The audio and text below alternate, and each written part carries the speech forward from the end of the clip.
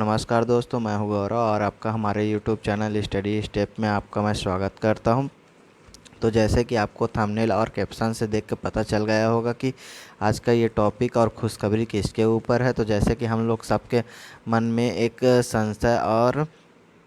संशय बनी रहती थी कि हॉस्टल वार्डन छात्रावास अधीक्षक की वैकेंसी आएगी भी कि नहीं आएगी, आएगी तो कब आएगी। तो फाइनली इसका नोटिफिकेशन पहले कुछ दिनों पहले सरकार ने दिया था।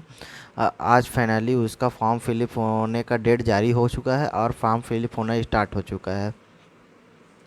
तो जैसे कि इसमें विभागीय विज्ञापन क्या दिया गया है आज जान लेते हैं। इसमें कितने पद है और कितने पद को कौन कौन सी कैटेगरी में पद बांटे गए हैं तो देख लेते हैं।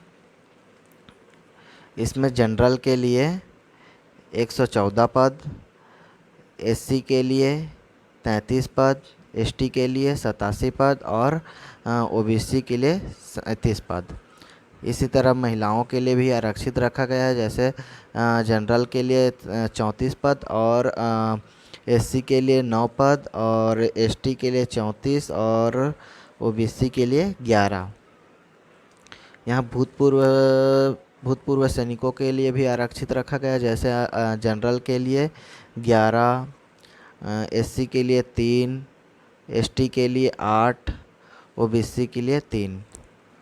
तो ये सब उस कैटेगरी वाइज आरक्षित रखा गया है और इसमें कुल टोटल ये सब मिला के 300 पद छात्रावास अधीक्षक हॉस्टल वार्डन की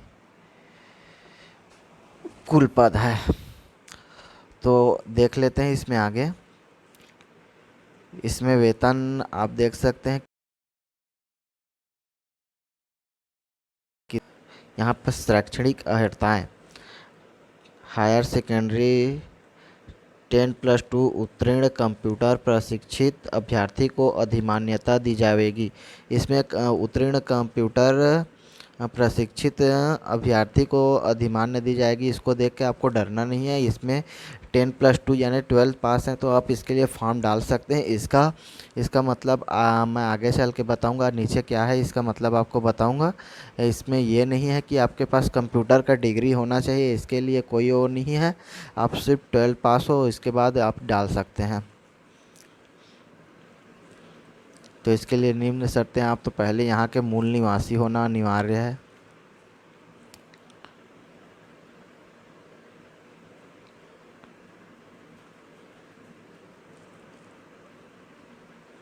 काम का चीज़ बताता हूँ मैं इसमें। जैसे ऊपर में अभी हम लोग देखें कंप्यूटर प्रशिक्षित अभ्यर्थियों को अधिमान्यता दी जाएगी तो उसका एक्सप्लेन यहाँ पर है। कंप्यूटर प्रशिक्षित अभ्यर्थी को अधिमान्यता दी जाने का आशय यह है कि इसमें इसके प्रश्न पत्र के भाग इसके प्रश्न पत्र कंप्यूटर ज्ञान से संबंधित कितने क्वेश्चन आएंगे, 30 क्वेश्चन आएंगे। तो 30 क्वेश्चन में आपको 50% अंक प्राप्त करना क्या रहेगा, अनिवार्य रहेगा। अर्थात इसमें 30 क्वेश्चन रहेगा। इसमें 30 क्वेश्चन जो आएगा उसमें से आपको 50% बनाना पड़ेगा यानी लाना पड़ेगा, तभी जाके आपका आगे प्रश्न पत्र भाग बी का मूल्यांकन किया जाएगा। के आधार पर मेरिट लिस्ट बनेगा। जिसके बी के आधार पर मेरिट लिस्ट बनेगा तो आपको इसमें से 30 क्वेश्चन में 50% कहने का मतलब है कि आपको 15 क्वेश्चन सही करने हैं यानी 15 अंक इसमें लाना अनिवार्य है, तभी जाके आपका सेट भी आपका चेक होगा। तो ये थी इसकी कुछ शर्तें। तो आगे देख लेते हैं इम्पोर्टेंट वाली चीज़। हाँ, जैसे कि इसमें हम लोग देख लेते हैं कि आयु सीमा। तो आयु सीमा दिनांक 1/1/2023 को न्यूनतम 21 वर्ष का अधिकतम आयु शासन द्वारा समय पर जारी निर्देश प्रावधान अनुसार होगा। यानी आपका 1/1/2023 को 21 वर्ष कंप्लीट हो जाना चाहिए। अर्थात आप लोग के मन में होगा कि यहाँ तो इस साल 2024 चल रहा है लेकिन यहाँ पर तो 2023 लिखा है। तो ये 2023 में आ चुकी थी इसकी वैकेंसी।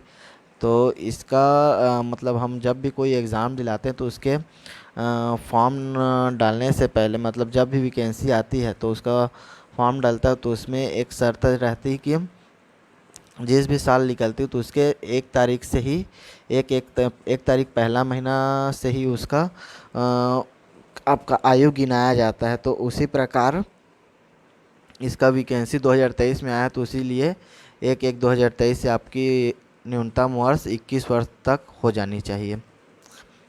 तो ये थी उसकी कुछ शर्तें। आगे देख लेते हैं इसमें और क्या है। इसमें और कुछ जानकारी देने वाले लायक नहीं है भाइयों, बस इतना ही है। चयनित उम्मीदवारों को 3 वर्ष की परीक्षा अवधि पर रखी जाएगी, ये लास्ट है। बाकी तो सब आप लोग को पता ही होगा, जो जितने लोग इसकी तैयारी कर रहे हैं। और जिसको भी हॉस्टल वार्डन छात्रावास अधीक्षक में फॉर्म डालना रहेगा वो इस वेबसाइट पे जाके अपना फॉर्म भर सकते हैं। अब इसमें देख लेते हैं कि इसकी सिलेबस क्या है, इसमें सिलेबस में क्या फेरबदल हुई है, पहले सिलेबस क्या थी और अब के सिलेबस में क्या अंतर है, देख लेते हैं। तो जैसे कि अभी मैं आपको भाग अ के बारे में बताया कि कंप्यूटर से 30 प्रश्न बनने वाले हैं, जिसमें आपको 50% अंक प्राप्त करना अनिवार्य होगा, तभी आपका भाग ब का जो क्वेश्चन रहेगा वो चेक होगा, वरना नहीं होगा। और भाग ब के आधार पर ही आपका मेरिट लिस्ट जारी किया जाएगा। तो इसमें कंप्यूटर के 30 प्रश्न 30 अंक के आएंगे। इसमें प्रत्येक प्रश्न पर एक अंक प्राप्त होंगे और इसका जो माइनस मार्क रहेगा, निगेटिव मार्किंग रहेगा, वो 1/4 रहेगा। आगे देख लेते हैं इसमें और क्या क्या है। हाँ, तो इसमें चेक होगा। फिर उसके बाद पहले इसमें हम लोग देखते थे कि जो इससे पहले प्रीवियस में जो एग्ज़ाम हुआ था हॉस्टल वार्डन का, उसमें कंप्यूटर का 50 क्वेश्चन आता था और पहले होता था वो 150 अंक का 150 क्वेश्चन आता था, जिसमें 50 क्वेश्चन कंप्यूटर से आते थे। लेकिन अब क्या है, इसमें से घटा के आपको 30 अंक का कर दिया, क्योंकि आपका जो प्रश्न पत्र है अब 150 नंबर का नहीं बल्कि 100 नंबर का कर दिया गया है, जिसमें 100 नंबर में किया गया है। इसीलिए यहाँ कंप्यूटर के क्वेश्चन में 50 से 30 नंबर किया गया है। आगे देख लेते हैं इसका। अब आ जाते हैं इसमें भाग ब, यानी जब आप कंप्यूटर में 50% यानी 30 में से 15 क्वेश्चन सही कर लेते हैं, यानी 15 नंबर उसमें ले आते हैं, तब जाके आपका ये भाग ब चेक होगा और इसी के आधार पर क्या बनेगी, आपकी मेरिट लिस्ट बनेगी। तो इसको कितने प्रश्न आएंगे भाग आ, यानी भाग ब में पहला ही वो रहेगा हिंदी। अब हिंदी से आपको कितने प्रश्न देखने मिल जाएंगे, ये बड़ा मेरे को सोचने वाला ताजुब वाली बात लग गई यार, कि 5 नंबर का क्वेश्चन आएगा और उसमें भी ये 5 नंबर का क्वेश्चन आएगा, उसमें पूरा हिंदी पढ़ना है। ये पूरा हिंदी पढ़ना है, 5 नंबर का आएगा। ये पता नहीं कैसे मतलब सोच के दिया है, समझ नहीं आ रहा, लेकिन 5 नंबर के लिए पूरा हिंदी का सिलेबस आपको पढ़ना पड़ेगा, तब जाके आपको 5 नंबर मिलेगी।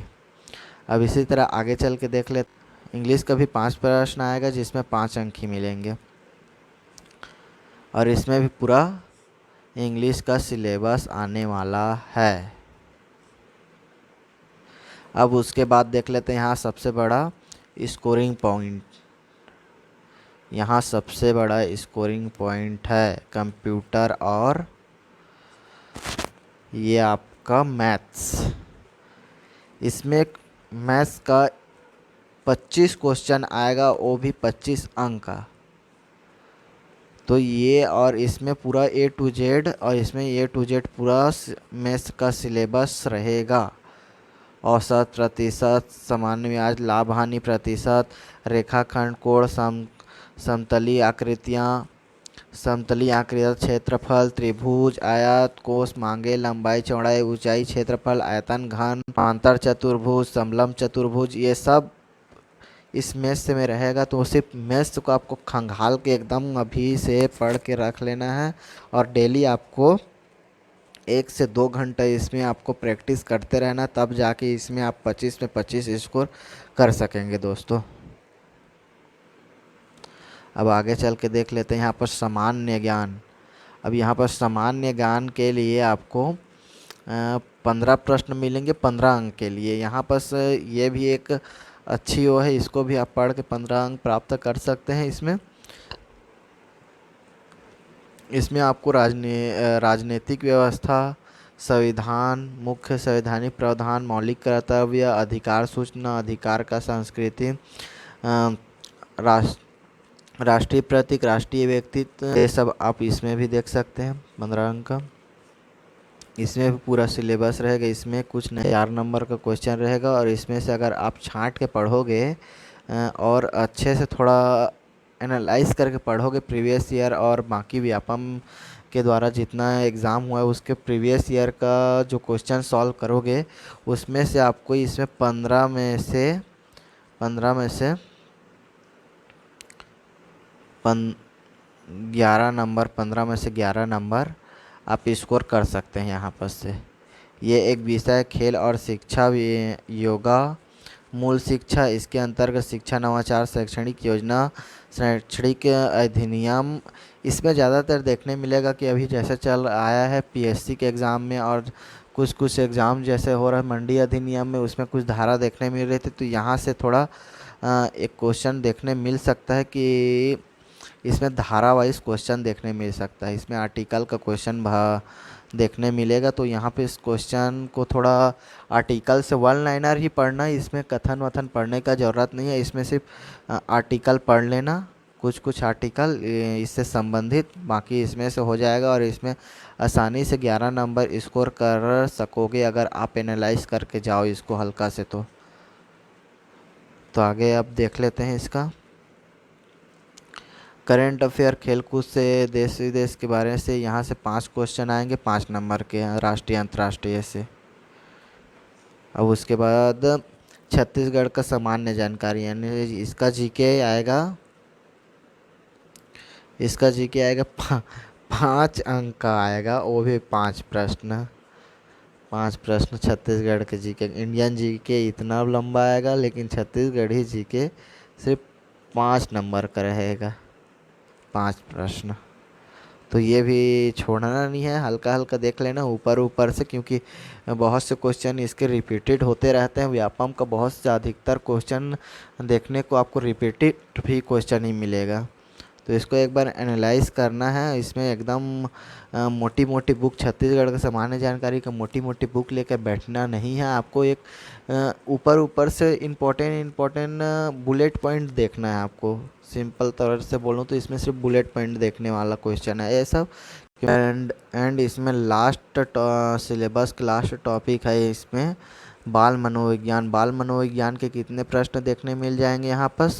10 प्रश्न 10 अंकों के देखने मिल जाएंगे। तो यहाँ पर भी स्कोर करना आसान है। इसमें कोई बहुत बड़ा ज़्यादा बर्डन टाइप का क्वेश्चन नहीं रहता। यहाँ पर एक बार इसको देखना और समझना रहता है, इसमें याद करने वाला ज़रूरत नहीं रहता। बहुत कम क्वेश्चन ही जिसमें याद करने वाला क्वेश्चन मिलेगा। तो इसमें एक बार ज़रूर देखना है। इसका एक बुक भी आता है, उसको ले सकते हो, या फिर बुक आता है उसको ले सकते हो। और इसको इसमें 10 में 10 अंक प्राप्त करना बहुत इजी हो जाएगा आपको। ये पढ़ के चले जाओ तो ये छूटने वाला क्वेश्चन नहीं है, क्योंकि ये सब हम ना पढ़ के जाए तो भी अपना दिमाग लगा के वहाँ पर बना सकते हैं। यहाँ उससे अच्छा, वहाँ पर दिमाग लगाने से अच्छा यहाँ से एक बार उसकी तैयारी करके चले जाओ, ताकि वहाँ पर और एक्स्ट्रा दिमाग लगा सको। वो जो आपको दिमाग लगाने 5 मिनट वहाँ पर लोगे, वो आपको 1 मिनट में बन जाए। तो इसको छोड़ना नहीं है, इसको भी पढ़ना है। ये शिक्षा एवं मनोविज्ञान, बुद्धि एवं व्यक्तित्व की अवधारणा, समावेशी शिक्षा, सृजनात्मक एवं विभिन्नता, निर्देश एवं परामर्श, ये सब एक टॉपिक है, इसको ले लेना है और इसके बाद इसको पढ़ के आपको एग्ज़ाम दिलाना है। Thank you so much. ये वीडियो लास्ट, अगर ये वीडियो यहाँ तक देख लिए हो और आपको ये जानकारी देखकर सुनकर अच्छा लगा होगा तो चैनल को सब्सक्राइब करें, वीडियो को लाइक करें एंड शेयर करें, कमेंट करें। Thank you so much. मिलते हैं नेक्स्ट वीडियो में नेक्स्ट जानकारी के साथ। तब तक के लिए शुभ रात्रि। आने वाला दिन आपका मंगलमय हो।